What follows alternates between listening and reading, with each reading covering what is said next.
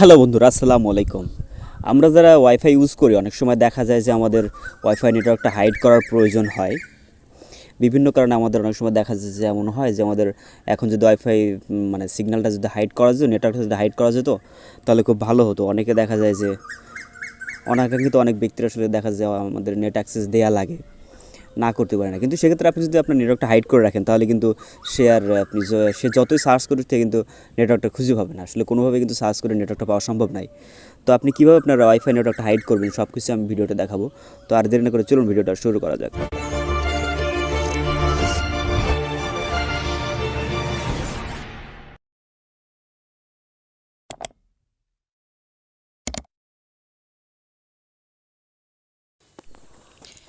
তো network hide করার জন্য আপনাকে প্রথমে যেটা করতে হবে, আপনার ফোনের গুগল ক্রোম ব্রাউজারে চলে যেতে হবে। গুগল ক্রোম ব্রাউজারের পর এখানে সার্চ বার আছে, সার্চ বারে আপনার যে আইপি অ্যাড্রেসটা লিখতে হবে। আইপি অ্যাড্রেসটা লেখার পর আপনার যদি অ্যাডমিন দেওয়া থাকে তাহলে কিন্তু আপনার কাছে অ্যাডমিন পাসওয়ার্ড চাইবে। আমার অ্যাডমিন দেওয়া আছে, আমি অ্যাডমিন পাসওয়ার্ড দিয়ে লগ ইন করছি। আপনার যদি দেওয়া না থাকে তাহলে আপনার ডাইরেক্ট এভাবে লগ ইন হয়ে যাবে। তো এখানে আপনি আপনার রাউটারে সব কিছু দেখতে পাবেন। তো আমাদের ওপরে যে ডান পাশে থ্রি লাইন ডটটা আছে, থ্রি লাইন ডটে ক্লিক করার পর এখানে যে ওয়্যারলেস নেটওয়ার্ক আছে দেখতে পারেন। ওয়্যারলেস নেটওয়ার্কে ক্লিক করার পর এখানে আপনার নেটওয়ার্কের নাম, এসএসআইডি, পাসওয়ার্ড সব কিছুই কিন্তু এখানে আপনি দেখতে পাবেন। তো আমরা যদি একটু খেয়াল করি আমাদের ওয়াইফাই নামের নিচে যে এখানে হাইড ওয়াইফাই যে অপশানটা আছে, আমাদের এই অপশানটাকে যেতে হবে। আপনি যদি হাইড ওয়াইফাইতে ক্লিক করেন, ক্লিক করার পরে আপনার কাছে এপাশে পারমি যেভাবে একটা মানে নোটিফিকেশান দেবে। দেওয়ার পরে আপনি যদি হাইড ওয়াইফাইতে আবার ক্লিক করেন তাহলে ওখানে একটা টিক মার্ক উঠে যাবে। হাইড ওয়াইফাইতে টিক মার্ক ওঠার পরে আপনার ওয়াইফাইটা মূলত হাইড হওয়ার জন্য পুরোপুরি প্রস্তুত হয়ে যাবে। তো আমি হাইড ওয়াইফাই অপশানটাতে ক্লিক করব। হাইড ওয়াইফাইতে ক্লিক করার পরে এখানে টিক মার্কটা উঠে গেছে। তো এখন যদি আমরা একটু খেয়াল করি একদম নিচে ওকে বলে একটা অপশান আছে, একদম নিচে আমরা যদি খেয়াল করি ওকে একটা অপশান আসবে।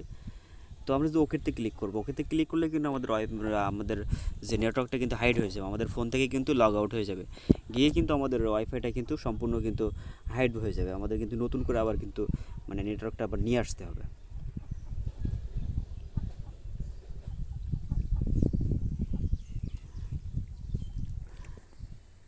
তো এখান থেকে আমি অবশ্যই সিম্পলি আমার যে ওকে অপশানটা আছে, তো আপনি চাইলে আপনার যে নামটা আছে ওয়াইফাইয়ের যে নামটা আছে নামটা চেঞ্জ করতে পারেন।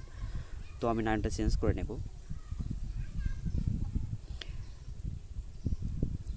আমার ওয়াইফাই কিন্তু ফরগেট নেটওয়ার্ক হয়েছে, আমার ওয়াইফাই কিন্তু ছেড়ে দিয়েছে।